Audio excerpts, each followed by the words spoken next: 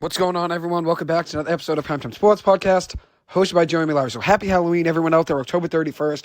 It's a great time of year, which in my next episode, I'm going to talk about Halloween, talk about some Halloween candy that I'm a fan of, talk about some Halloween movies probably, like I planned on doing. But before doing that, I have to record an episode about James Harden. Huge news just came out of the NBA last night, or early this morning, I should say. James Harden is officially a Los Angeles Clipper, which I truly can't believe is actually the case, considering all summer long I wanted Harden on the Clippers, because I felt it could make their team more dynamic on offense, which the team already has a lot of talent. I think they were capable of winning the NBA Finals even without Harden. But when you add a guy like James Harden to this offense that has Russell Westbrook and Kawhi Leonard and Paul George, that offense becomes even more dynamic. And I think this trade just proves that the Clippers are in a win now or never window, which that's how I felt before the trade. And that's why I wanted James Harden this summer, because I felt like this is the year for the Clippers to go out and win it and get the franchise's first ring in their history. This is the year for the Clippers to do so. And I saw this year as a win now and never season, before the trade and now after the trade. And I couldn't be any happier. I really couldn't be. And I'm going to get into the details of the trade and tell you what I'm happy about and what I might not be as happy about. But overall with the deal, I'm happy to see James Harden on the Clippers. I was asleep when the trade went down at 2 a.m. I woke up around 3 a.m. and saw the news, and I couldn't believe it was real. I was still in shock then, and I'm still in shock now.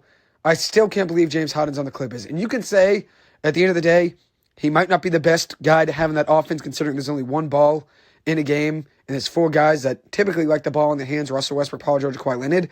But Paul George and Kawhi Leonard can play off the ball, and Russell Westbrook is fine now being the fourth option, because there's less pressure on him now to go out there and try to drive down the lane and score points. And now we can just play make. And obviously now, with those three guys on the team, Russell Westbrook isn't going to have as great of a defender on him, because the defense is going to have to account for Paul George, Kawhi Leonard, and James Harden.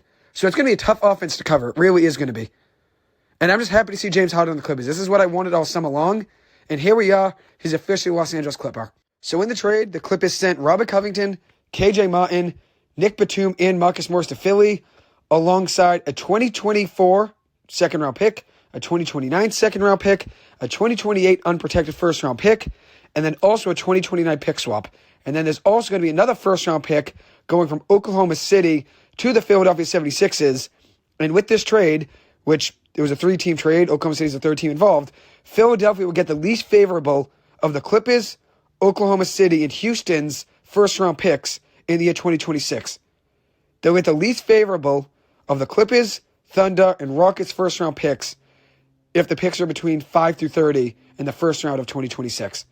On the other side, the Clippers are getting James Harden, PJ Tucker, and Filip Petrusev.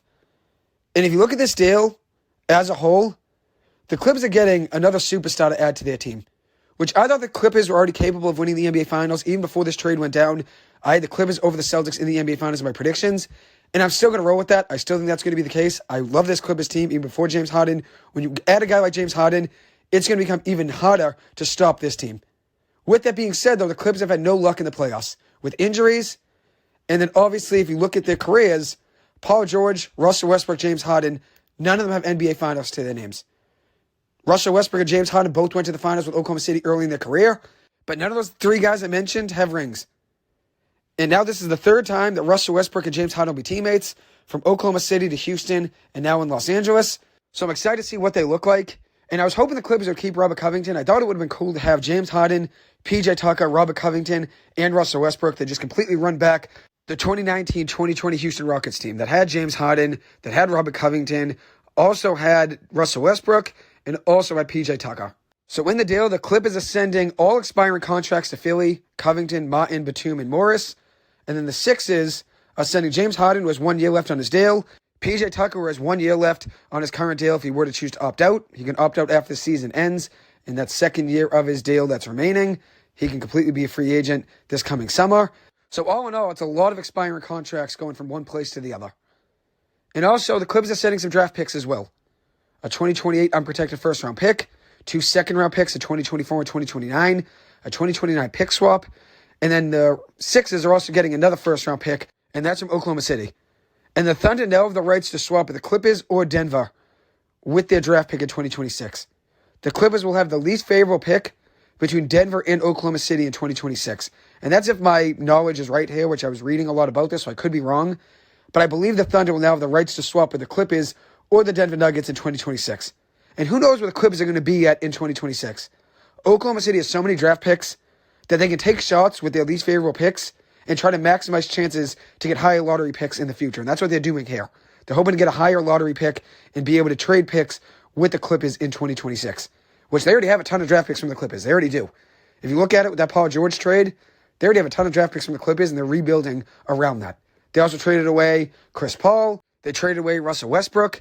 They've found a way to trade a lot of their players over the last few years, and they've been rebuilding, and that's why you see them having so many draft picks over the next couple of years. As for James Harden, he has 1 year left on his deal. He is non-extension eligible, so you can't sign him to a new deal right now, so you have to wait till the summer. And there was one part of the deal, a clause that was a $5 million trade bonus that James Harden was supposed to get, that he declined. And I'm going to explain why he declined. He had to decline it in order to make this trade work. If he picked up that $5 million trade bonus, the money wouldn't have worked in this deal. The math wouldn't have worked out on either side, and this trade wouldn't have gone through. So James Harden had a $5 million trade bonus, but he waived it in order to make this trade work, which just proves how much he wanted to be in LA and how much he wanted out of Philadelphia, which everybody already knew now for the last 3 or 4 months. And the deal only worked out by just $40,000. $40,000. If you add up the salaries of Harden and PJ Tucker, that's going to give you similar money to what Covington, Martin, Batum, and Morris are worth. Harden's getting $35.6 million this year. And then when you add in PJ Tucker's contract, those two contracts together add up to about 110% of what Robert Covington, KJ Martin, Nick Batum, and Marcus Morris's contracts add up to.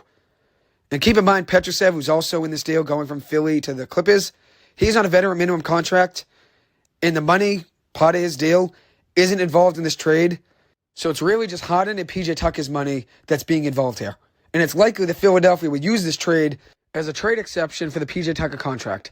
So they're getting a good amount in return back, which I don't really mind Philadelphia's return here. I don't. I think they actually did pretty well for themselves considering they got 4 expiring contracts, a few draft picks that they can use, and they can go out and try to use these assets from the draft picks to the players they got in order to go out and try to add another star, whether it be Zach LaVine, DeMar DeRozan, Pascal Siakam, just to name a few. I think they're going to go out and use these draft picks and some of these expiring contracts to go and add to this current team. It might not be right now. It might be at the trade deadline. But I expect Philadelphia to go out and add another player to this team. Another star to use next to Tyrese Maxey and Joel Embiid. So you might be wondering, how do these two teams get back into talking about this trade?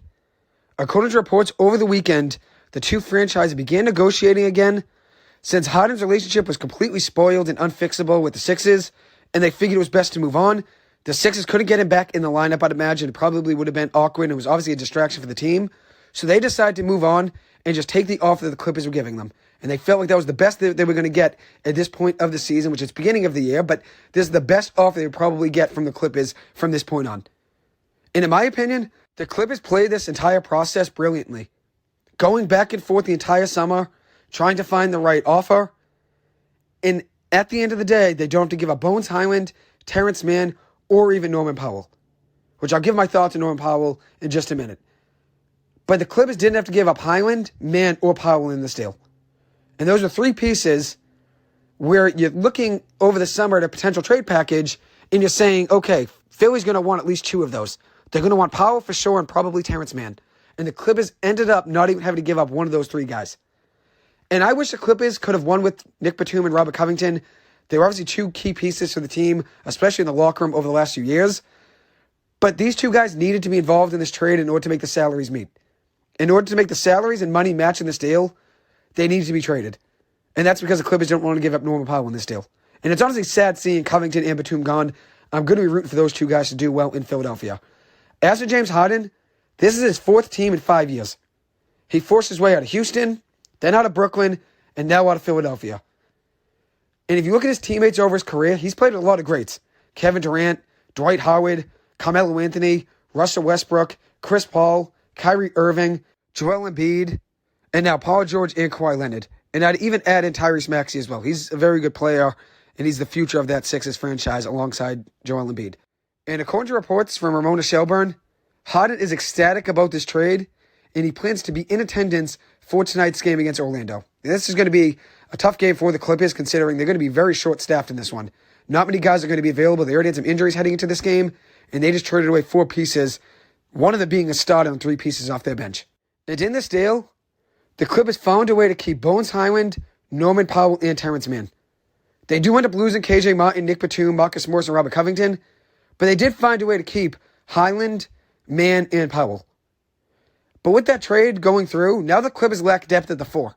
They lack depth at power forward, considering they traded all 4 power forwards on their roster to Philly in this deal. There's no more KJ Martin, Batum, Morris, and Covington, all 4 guys playing the 4 for the Clippers at some point when they're on the floor. And now this has to probably mean that Kobe Brown, a rookie for the Clippers, is going to get more playing time. I'd imagine he's going to get more playing time now at the 4, considering the Clippers just completely wiped away their depth at the power forward position. And if you look at the deal, KJ Martin didn't really do too much in the preseason games. I didn't really see too much in the 2 regular season games from him. Obviously, last year in Houston, he looked pretty good. Had good numbers coming from Houston, and then now jumping over to the Clippers for a couple second-round picks.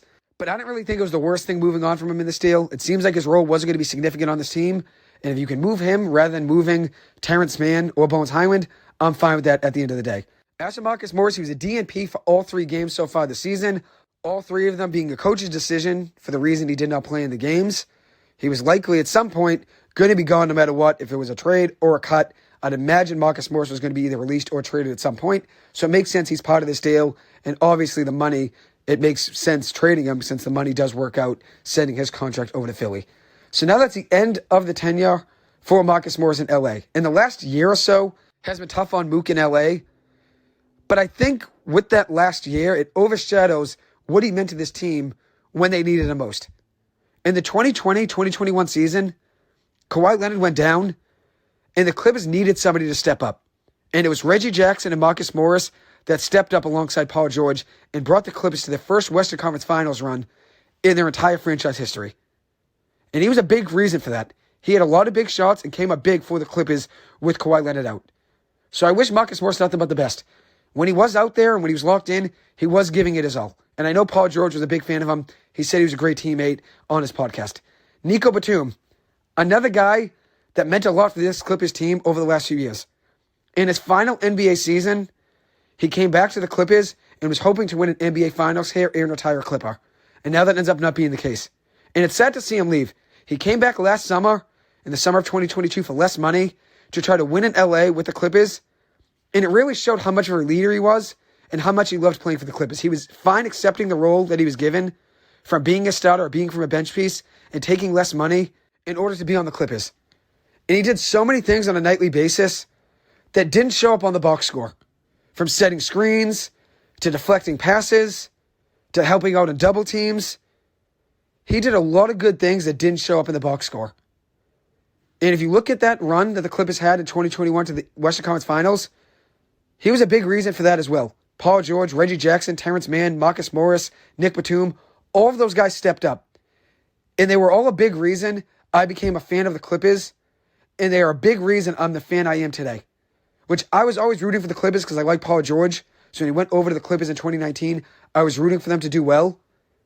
But I became a lot bigger of a fan in that 2021 Western Conference Finals run because I watched night in and night out that Clippers team give it their all, and they were just absolute dogs, diving on every loose ball, never giving up, never letting a 2-on-1 happen. They were getting back on defense, playing to play out, and never giving up when they were down in the game. That Clippers team was very fun to watch, and they're a big reason I'm the fan I am today. My love and fandom for the Clippers and the passion I have for this franchise is as great as it is today because of guys like Nick Batum, Robert Covington, Paul George, Terrence Mann. So credit to them for that Western Conference Finals run. And I want to thank Nico Batum and Marcus Morris for everything they did while they were here with the Clippers. Batum was a great locker room guy and really embraced his role. He really did. I'm wishing him and the rest of the guys in this trade nothing but the best in Philadelphia. As for Robert Covington, it's tough to see him go. I'm a big fan of Robert Covington. I've liked him his whole career, so seeing him on the Clippers and considering the Clippers got Covington and Norman Powell for not really much in that trade with Portland a couple years ago, I was psyched to see him in a Clippers uniform. And he was finally finding a role on this team as the starting power forward this year, and now it's already gone. So it's sad to see him and Batum gone and no longer with the Clippers. And Covington is really a great defender for this team. He's one of the most underrated players in the NBA. Very good 3-and-D guy, could shoot the three and also play very good defense. And he's another leader who really embraced his role. Even though his role last year was minimal and he wasn't really part of the rotation, he stayed positive on the bench, kept his mentality up, came back this offseason and was ready to work and earned the starting job. And that's with Terrence Mann being down. But at the end of the day, I think Robert Covington should have been starting anyways over Terrence Mann. The Clippers needed somebody at the 4, and Robert Covington made more sense at the 4 than it would have made adding Terrence Mann at the 2 and throwing Kawhi Leonard at the 4. But now that's probably going to be a similar lineup to what the Clippers are running now. Kawhi Leonard at the 4 and now James Harden at the 2. But Covington last year really embraced his role, never complained about not getting any minutes. And I was finally happy to see him playing alongside Russell Westbrook, Paul George, Kawhi Leonard, and Zoo. It was great to see that lineup. And even though it was very short-lived, only 3 games, I was confident in that team that they could win the NBA Finals. It was only 3 games, but even without James Harden, I knew and thought this Clippers team would be capable of contending for an NBA Finals. And much of that was banking on these guys staying healthy. If the Clippers stay healthy, with or without James Harden, this team is capable of winning the NBA Finals before the trade and now after the trade. But now adding James Harden takes some of the stress off Paul George and Kawhi Leonard if they were to miss a night or if they get hurt at some point in the season. And then also it takes some stress off of Russell Westbrook. He's now the 4th option on the offense. And now it's probably going to be a little bit easier for him to have less stress on him to shoot the ball or drive. And he's probably going to have a lesser defender against him now, considering defenses are going to have to account for Paul George, Kawhi Leonard, and James Harden first. So Russell Westbrook definitely will have less pressure on him to go out there and score. And one interesting thing between this Clippers Big 4 is that all of them are from Southern California. All 4 of them are from SoCal. Kawhi Leonard's from Moreno Valley. Paul George is from Palmdale, California. Westbrook's from Hawthorne, California. And then James Harden is from Lakewood, California. And then the Clippers also have another California guy in Norman Powell, who's from San Diego. I'm really excited to see that Clippers Big 4 in action, though. I really am. 4 guys, all from Southern California. 3 of them have never won an NBA Finals. And all 4 of them are hungry to win the first ring in the Clippers franchise history. And I'd be thrilled to see it. I really would be. And my immediate reaction to this trade was this. And it's a meme. It's a song by Meek Mill called Dreams and Nightmares. And there's a meme online of Michael Jordan holding the NBA Finals trophy. And he's crying while holding it. And the line is, I used to pray for times like this. That was my immediate reaction to this trade. I used to pray for times like this. I was hoping all summer long that James Harden could be alongside Russell Westbrook, Paul George, and Kawhi Leonard. And James Harden, like he has in the past, getting out of Houston, getting out of Brooklyn, now getting out of Philly, he got his way. He wanted to be on the Clippers, and now he gets his way. And over the summer, there were reports that Paul George and Kawhi Leonard were both on the same page and were interested in bringing in James Harden. They all 3 of them met at one point, and they were all on the same page. So it seems like all of them are excited to make this happen. And why wouldn't you be? You had 4 stars. I should say 4 superstars. I know people don't consider Russell Westbrook a superstar anymore, but I still consider him a top 35 or 40 player in the NBA. You had 4 of the top players in the NBA in the same lineup. That's going to be a tough lineup to stop on offense. And you have 2 of the best two-way players in the NBA in Kawhi Leonard and Paul George. Russell Westbrook was an underrated defender when he is on. And then James Harden, who's not really a great defender, but I think he could be a better defender around these guys because he's not going to have to cover the second or even third best option, considering Russell Westbrook, Paul George, and Kawhi Leonard are going to be probably taking care of those 3 guys. Before the trade, I thought this Clippers team looked good in the first 3 games of the season. They had a tough loss to the Utah Jazz. They trailed early in that one. They found a way to come back, even get the lead late in the game. They ended up losing. The Jazz just kept finding ways to counter and hit big shots. At the end of the day, credit to them. They found a way to hit some big shots in some tough situations. It was obviously not the best game for the Clippers, but I was proud of their fight in that one. They gave it their all, and they were right there. They had a chance even at the end to win the game on the last shot of the game, and that ends up not being the case. But I thought the Clippers looked good in the first 3 games of the season, especially the other night on Sunday against the San Antonio Spurs. They completely ran the Spurs out of the gym and were just locked in. From the starters to the bench, everybody was playing hard, and everybody was producing on offense and defense. But I think a big reason for them looking so good in the first 3 games of the season is that the Clippers were healthy. The sky's the limit for this team before and after the James Harden trade if they stay healthy. If these guys can find a way to stay healthy, which it's not a thing they choose. They don't choose to get hurt, obviously. It's just been bad luck. But if the Clippers can find a way to stay healthy, this team's going to be very dangerous. And it's obviously a big difference to make having now 4 guys that can beat you on offense. Russell Westbrook can drive down the lane. James Harden can create his own shot. And the Paul George and Kawhi Leonard don't really have too many faults on offense. They don't really have too many weaknesses on offense. They can drive, they can shoot, they can rebound, they can take mid-range shots, they can take step-backs. Paul George and Kawhi Leonard are 2 of the most talented players in the NBA. And now they have a chance to play alongside one of the best playmakers in the NBA in James Harden. And one interesting thing that I saw was from Joey Land of Sports Illustrated. He tweeted this yesterday. Amongst all trios in the NBA with as many minutes together as these 3 guys, as the trio of Russell Westbrook, Paul George, and Kawhi Leonard.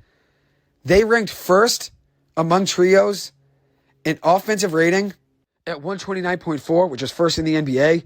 They were first in defensive rating at 95.1, and they were first in net rating at plus 34.2, which is very impressive. This Clippers team is dangerous even before the James Harden trade. But now it just proves even more it is win now mode or win never for this Clippers team. They are all in on this season in the next 79 games. They are all in for this year's run, and I am too. I'm completely on board with this team. I truly believe the Clippers have the best roster in the NBA. I'd say they have the best roster overall, from depth to now stars. And then I'd say second is probably the Celtics, which they're pretty close to. But I think the Clippers' depth is better than the Celtics' depth. But the Clippers and Celtics both have stacked rosters, and those are the two teams I picked to be in the NBA Finals before the season began. And now I'm even more confident in my pick of the Clippers over the Celtics in the NBA Finals. So what does this deal mean for the Clippers, you might ask? I think it shows that Lawrence Frank knows it's now or never for this Clippers team. The front office knew they had to go all in and try to win this season with 2-13. 2 being Kawhi Leonard and 13 being Paul George. They knew this was it, the last guaranteed year with both of these guys under contract. The front office sensed the urgency, and they felt like it was the best idea to go out and add even more talent to this team. And I think the Clippers can very well use another superstar talent next to Paul George and Kawhi Leonard. In order to stay afloat, if there's a night where Paul George and Kawhi Leonard has an off night on offense, or they're both out, let's say, for a game with an injury or taking some rest, the Clippers will have another star that could take over some nights when either one of those two players, and Paul George and Kawhi Leonard, are having off games, or if they're both out. James Harden could take some of the pressure off of those guys, whether they're playing or they're not. And the Clippers have had no luck with health. And if things were to turn around and things were to go their way and they have some luck and they stay healthy, watch out for them in the playoffs. And one interesting thing with this trade is now James Harden will be the starter. Terrence Mann, who was supposed to be the starter at the 2 position, was out for the first 3 games of the season with an ankle injury, and he's still out even in tonight's game against Orlando. And now he's going to return to the bench when he does return because James Harden is going to start. And now this also brings into question whether or not Bones Hyland and his minutes are going to be lessened. And I don't think that should be the case. He's been terrific so far in the year and has really etched himself a role in this lineup. Even with James Harden being here and the Clippers being more guard-heavy than now forward-heavy, which they had more wings and more depth at the power forward position before this trade. Now that's not the case. The Clippers don't have as much depth or size now, considering they just traded 4 power forwards. And now they have a lot of guards. But that doesn't mean I would lessen Bones Hyland's minutes. He's been terrific on the year and has been playing very well and very efficiently through an ankle injury. He's been great off the bench. So now this is what the Clippers lineup is going to look like. Russell Westbrook at point guard, James Harden at shooting guard. These 2 guys have been together in Oklahoma City and Houston, so they know where each guy likes to shoot the ball from, and they obviously know a lot of each other's tendencies, and they obviously have a lot of chemistry together. So it's great to see them as the backcourt. Then at small forward, we have Paul George, power forward Kawhi Leonard, and at center, we have Ivica Zubac. And if you look at these 5 guys, they have 32 combined All-Star games between them, which Zoo has never made an All-Star game, but the other 4 guys, the big 4, have 32 combined All-Star games between them.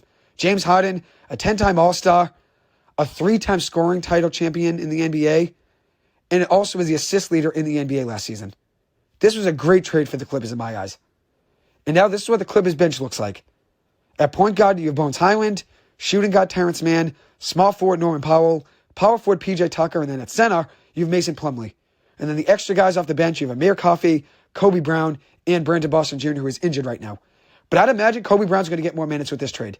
The Clippers now have a smaller lineup than they did before. You traded away a lot of those big wings, and now you have less depth at the power forward position.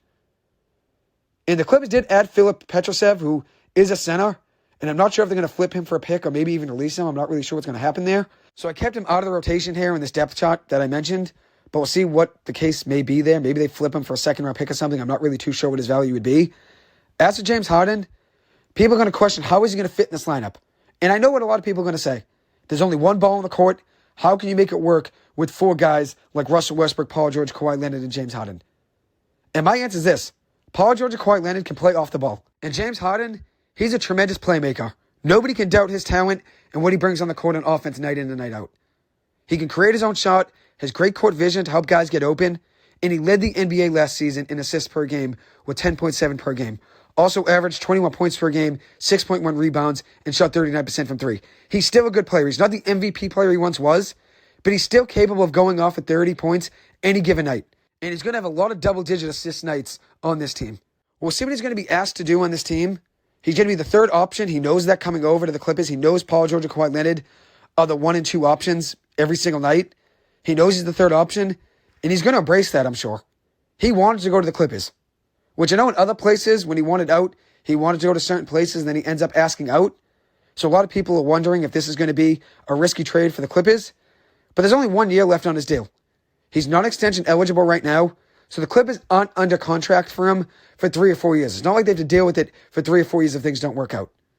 If the Clippers find out that this lineup's not going to work with Paul George, Kawhi Leonard, Russell Westbrook, and James Harden, and the Clippers are in a tough position at the trade deadline, let's say if guys are hurt and they're out of the mix in the playoffs, they could move any of those guys at the trade deadline. If they think Paul George and Kawhi Leonard are going to opt into the last years of their deal, and they think Russell Westbrook is going to opt out of his player option this coming summer, and they don't think they're going to bring back James Harden, and things aren't going well for this team, if things aren't working out, I'm saying in February, they can completely flip things around, trade these pieces, and get draft picks back in return. We saw Brooklyn do it. Last year at the trade deadline, they were in a tough position. They knew Kyrie Irving and Kevin Durant and their error in Brooklyn didn't work out, so they ripped the Band-Aid off, traded those guys, and got draft picks and young pieces back in return. And I don't think that's going to be the case. I don't think the Clippers are going to be in a tough position when the trade deadline rolls around. I see this team being a top team in the West the entire season. But I'm just saying if things were to fail, whether it be an injury or the Clippers just aren't working out, then they could still go down another avenue and trade some of these pieces if they wanted to. That would obviously be a tough decision. I don't want that to be the case. But the Clippers have an easier way out than people are giving them credit for where they currently stand. Yeah, they don't have any draft picks. The draft picks are going to be tough for years to come. The Clippers don't have any high ones. But I think this was the last guaranteed year, I should say, that the Clippers are in a win-now window with Paul George and Kawhi Leonard on their roster. Who knows what this team's going to look like a year from now?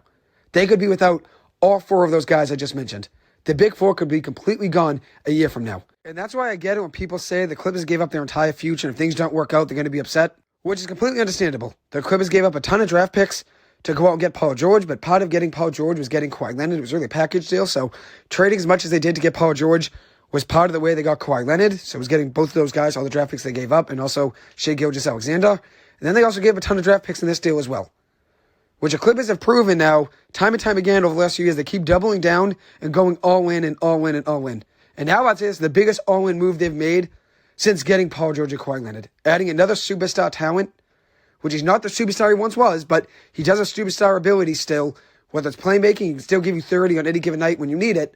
I'd say it's the biggest all-in move for the Clippers since they got Paul George and Kawhi Leonard.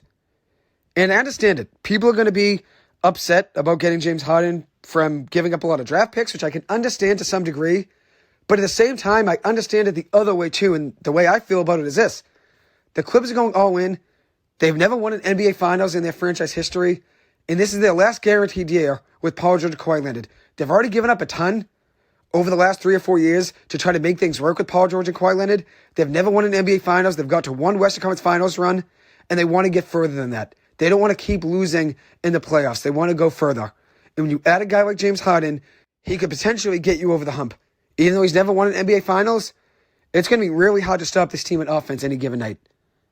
And I get it also from the perspective of people worrying about James Harden and obviously how much he just jumps ship and wants to leave. I understand from that perspective as well.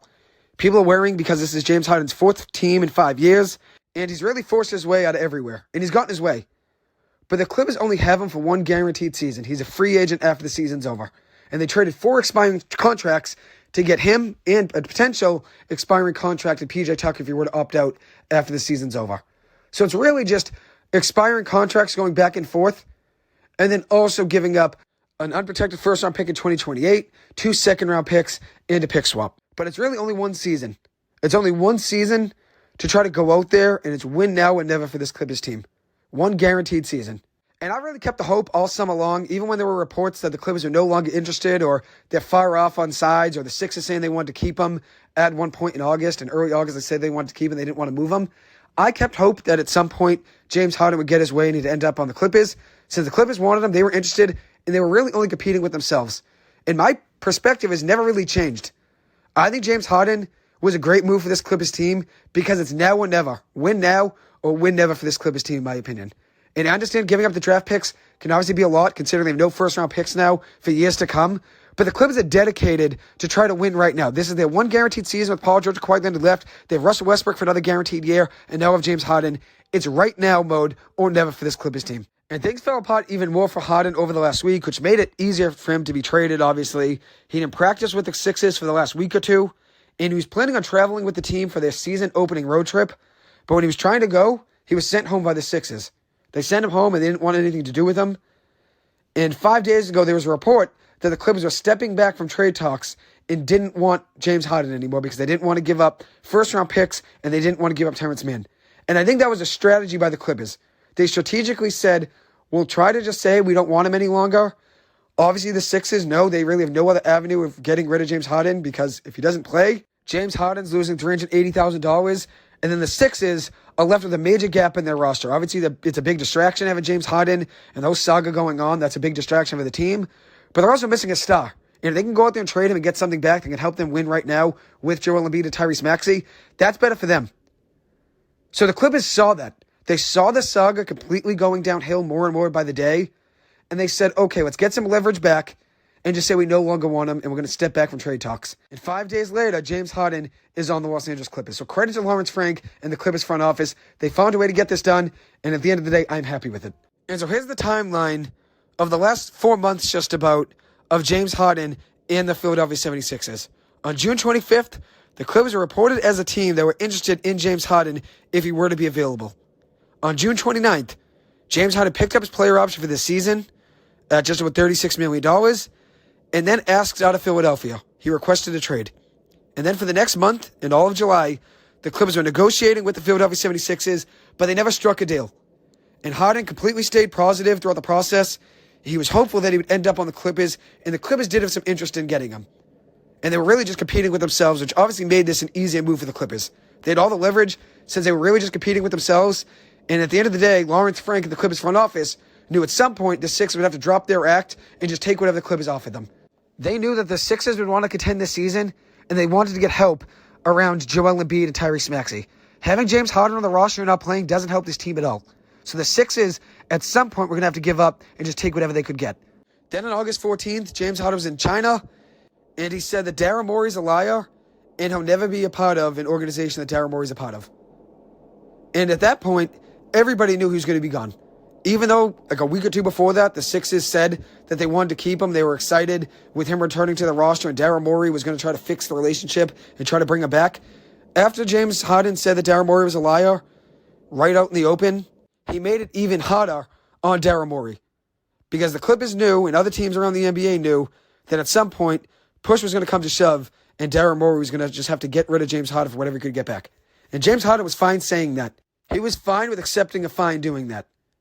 Then on October 2nd, Harden didn't show up to the Sixers media day. And then the next day after that, he went to Colorado to join them for training camp. Then on October 25th, he tried to go away with the team for their road trip to begin the season, and then was sent home.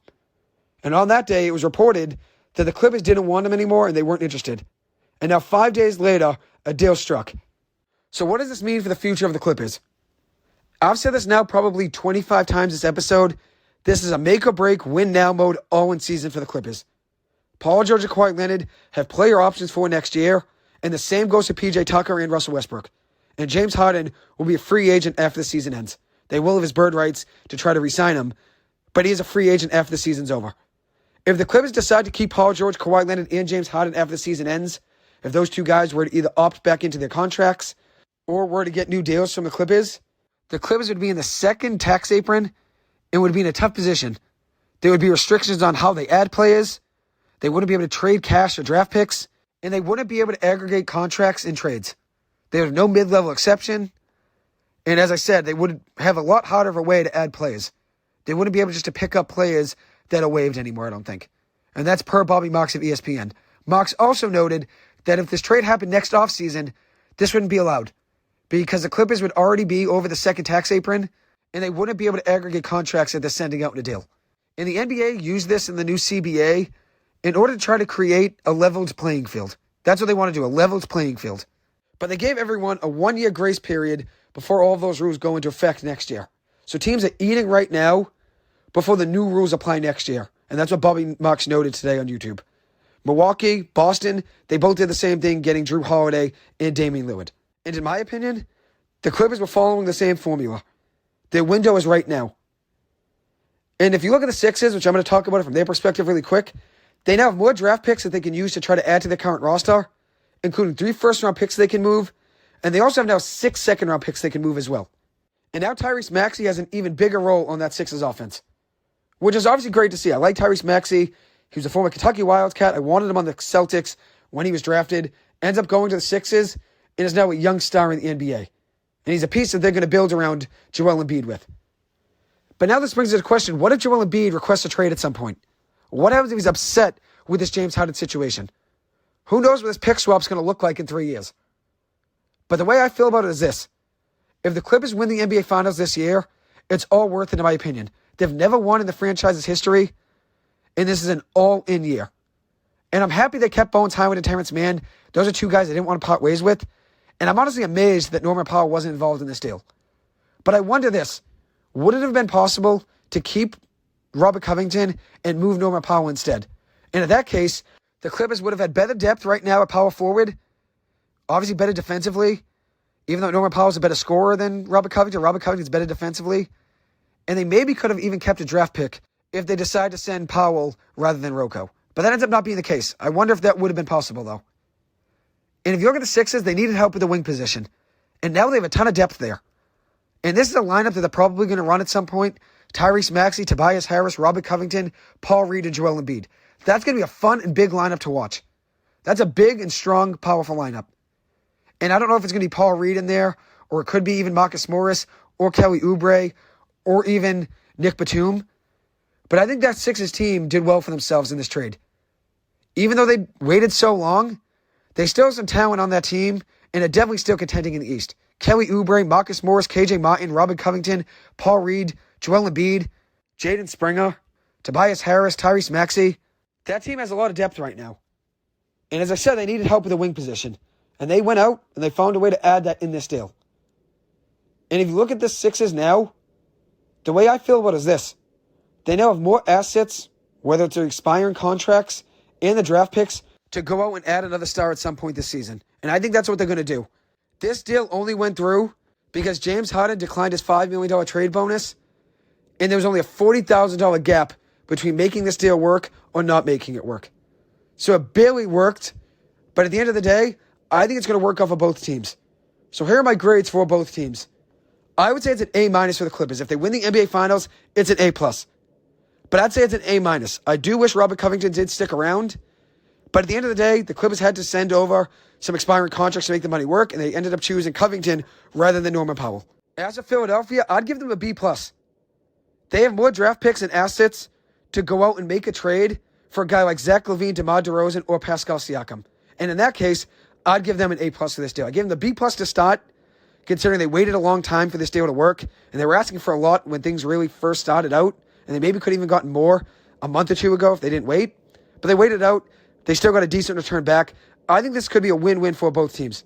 I think the Sixers are going to be better off. Now they have less stress and less of a distraction in the locker room, and they have more depth at the wing position, and now could go out and add another star like Zach LaVine, DeMar DeRozan, or Pascal Siakam. As for the Clippers, I think this is a win-win as well. If the Clippers stay healthy, they are the favorites to win the West, in my opinion. I think they're better than Denver if they stay healthy.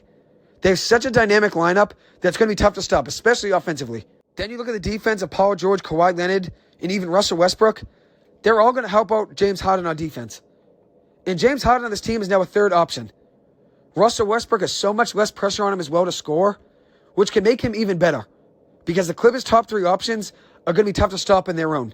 So now Russell Westbrook could have an avenue to have an even easier way of scoring the ball in offense. And now Tyronn Lue has the chance to coach the most dynamic lineup in the NBA. One thing I do think the Clippers need to do is that they need to go out and add somebody at the 4.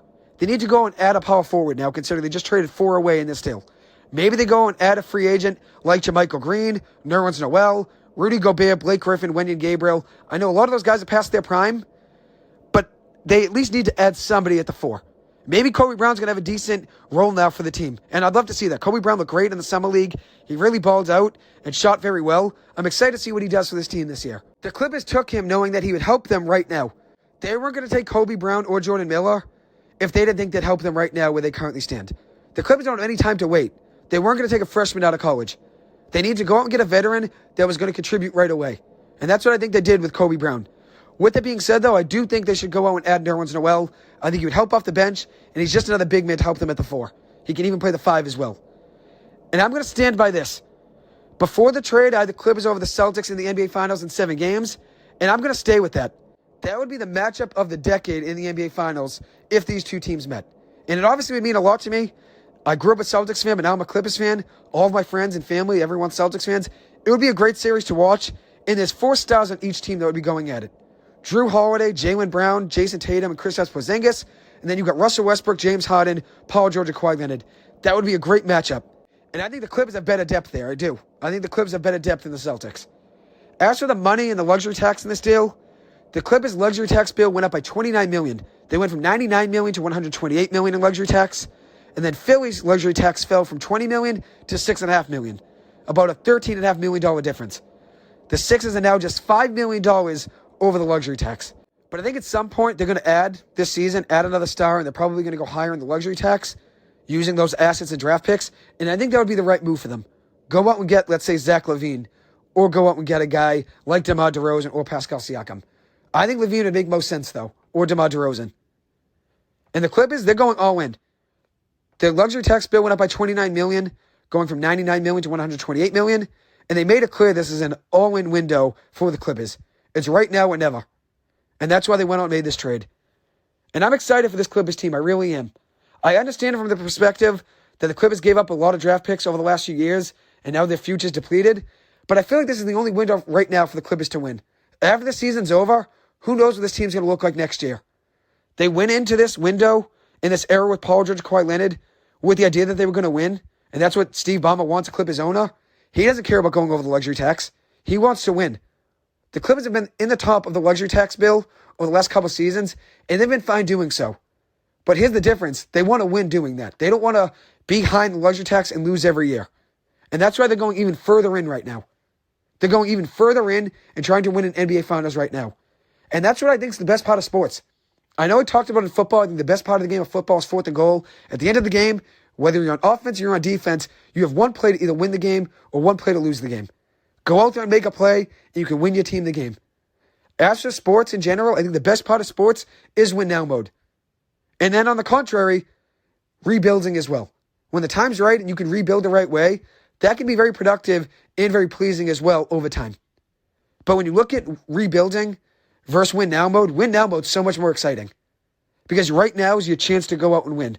Rebuilding, you're still years away, and who knows when things are going to all come together. Who knows if you're going to hit on your draft picks. And that could be the case here with the Clippers. They're trading away draft picks. Who knows if they would hit on them. But I understand some people's frustration with it. But I think people are going to understand and become a little bit happier with this James Harden trade over time. I really do think things are going to work out here. And let's say things don't. The Clippers are only with this team for 1 year. This team could look completely different a year from now. If you can go out and add a talent like James Harden to your roster that already has 3 very talented players and 2 top 12 players in the NBA in my eyes, then you got to go out and do that. Because this is the time for the Clippers to win and contend. The window's closing as we speak, and that's why the Clippers had to go out and try to add another piece. I do think the Clippers are capable of winning with their current team before this trade. But when you can add a guy like James Harden who's instant offense, whether it's playmaking, creating his own shot, shooting the ball, taking big shots, whatever it may be, looking out for his teammates down the court and finding them with his vision, you have to go out there and try to add that if it's possible. James Harden isn't the player he once was on the Houston Rockets when he was the MVP, but he's still a very good player and still a top 20 to 25 player in the NBA in my eyes. I still consider him a top 25 player. So if you can go out there and add a guy like that at the right price especially, then I think it's worth it. The Clippers didn't have to move Terrence Mann or Bones Hyland in this deal. It did come at the cost of probably trading more draft picks and obviously Robert Covington instead of Norman Powell. But I think over time, this trade, people will become more of a fan of it. James Harden is an instant contributor on offense for this Clippers team. A team that lacked a point guard before last season, before Russell Westbrook stepped in, and he right away thrived in this team. And I'm hoping the same goes to James Harden. I hope the same goes to him. And like Post Malone noted in White Iverson, he said, I'm Harden, I don't miss nothing. James Harden, when he's on, he's still a very good player and still a very good talent to have on your team. So I'm excited to see what he looks like in this Clippers team. I got my wish, and James Harden got his wish as well. This is what I wanted all summer. This is what James Harden has wanted as well. He wanted to be on the Clippers, and now the Clippers, big four, are all united in LA playing for the Clippers. All four of them from Southern California, all with the goal and the dream of winning an NBA Finals, with three of those guys looking for their first in their career. Anyways, that will conclude this episode. Thank you guys so much for taking the time to listen to this. As always, I appreciate it. I hope you guys have a good one. I will see you guys in the next episode. Thank you.